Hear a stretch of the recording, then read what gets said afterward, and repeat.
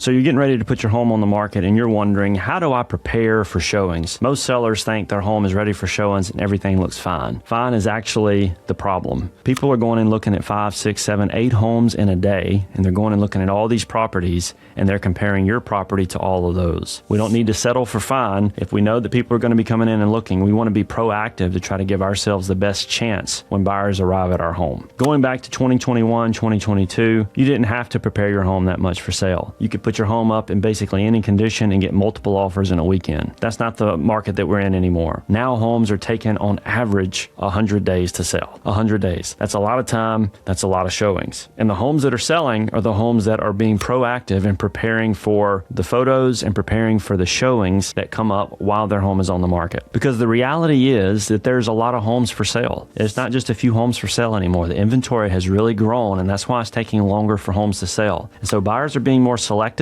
They have a lot more options on the table, and the homes that feel better, that have a better first impression, are getting more offers faster from buyers. And the homes that are not are just sitting on the market and becoming stale. So what are some things that you can do to prepare for those showings? The first thing I would say, if you're going to be ready to show the home, something that I've mentioned before, preparing the home for sale, a home inspection ahead of time so that you can identify some of the things that buyers are going to see when they're walking through the home is very helpful. You don't necessarily have to get the home inspection. Maybe just walk through the home with a fine-tooth comb and identify the things that are going to be blatant and obvious to the buyers. If you look at the baseboards and they're scratched up by an animal and they're starting to turn a off-white color, maybe that's something you can go in and identify. If there's little holes in the wall that you've just become accustomed to because you live there and it's not a big deal, little things like that you can go and patch up and buyers won't notice them. If they're walking through your home and the first 3 homes they saw were all patched up and pristine, but they walk into yours and they notice this hole there and they notice that hole there, the question is, what else are they going to find over the next 30, 60, 90 days after they purchase this home? And the question is, this is going to just be a never-ending cycle of finding more and more things after they purchase. And so the home that has already dealt with those things gives the impression that there's going to be less maintenance. The second thing that I would recommend you do is depersonalize the home. I know you've heard it before, but photos of your family and things like that, they don't necessarily hurt, but if you add your character into all of the home, sometimes it can create a tunnel vision for the buyer. As they're walking through, they're seeing your home in the way that you want it. And I know you're still living there, and I know it's still your home, and it sounds counterintuitive, but the reason why stagers and professionals recommend neutral paint colors is because they want colors that people can envision and change according to their likeness. If you go into a home and it has these loud colors that are very personal to you, that can skew the buyer's perception and make it difficult for them to visualize themselves in the home. And statistics back this up. Homes that are staged sell faster and for more money. When I say staged, it doesn't necessarily mean a professional stager. A home that is prepared for sale. All the counters are clean. Personal pictures are taken off the wall. Little things like clutter in the home and the closets are kind of cleared out some so that it feels more roomy and spacious. People get a better view of the home and how they can take and personalize it to their specific preferences. Clean, bright, and open. That's what we're trying to target. Number 3, I know showing homes sometimes can be a little rambunctious. Maybe you've got a couple of animals. Maybe you've got several children at home that are young. And preparing for a showing, when you get a request, maybe it's 1 o'clock in the afternoon and you get a request for 3:30 a showing, and you only have 15 minutes to swing by and tidy up before the showing happens later that day. Create a 15-minute routine where you kind of know the big points you want to do in order to be ready to show, and go in and knock those off a punch list so that you can get everything done, or the main things that you need to get done every time without having to think about it too much. Because let's face it, you're not going to be able to go do a deep clean every time a showing comes in, especially if homes are taking 100 days to sell. You're just not going to be able to feasibly do that. But what you can do is go through and make sure all the laundry's picked up. Make sure the beds are made up. Make sure all the counters are cleaned off. Make sure you've taken all the trash out so that it's not smelling. Make sure the blinds are open and natural light's coming in. Make sure the lights are on when they walk in so that they get a good first impression when they enter into the home. And last but not least, if someone hasn't told you this, please do not be present for the showings when the buyers are there. I know there are special circumstances, people work from home, and I understand that, and that's fine. But for the most part, you don't want to be present when the buyer is there with their realtor looking at the home. It creates a pressure. They feel like they're trespassing or invading into a space, and it gives them a sense of wanting to get out of the space, okay? So if they're getting that feeling while they're there, sometimes it hurts your chances of getting a decent offer. So